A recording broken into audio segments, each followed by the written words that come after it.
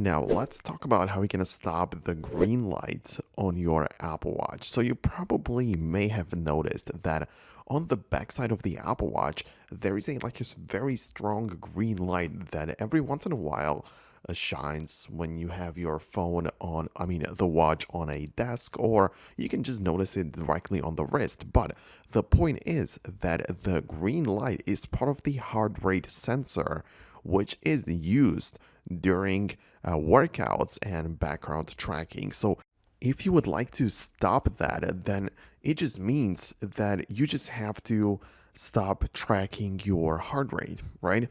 And if you just want to stop it temporarily, you can remove the watch from your wrist or end the current workout in the workout app. Because if you start a workout like a walk or run or whatever it is, then during that period, your Apple Watch will measure your heart rate basically constantly, which means that the green light will be turned on for most of the time.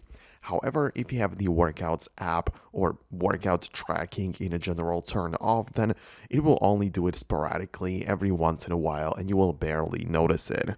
But sure, it is possible that you go on your iPhone and inside of the privacy and security in the health section, you should be able to find the heart rate and toggle it off to disable it completely. But as I said, it's not just about the green light. The green light is only the effect of it, but the reason is much more important, if you ask me. Right, so that's just how it works. Hopefully I managed to explain it to you properly. Hit the thumbs up if you enjoyed this video and found it helpful, and I'll see you in the next one.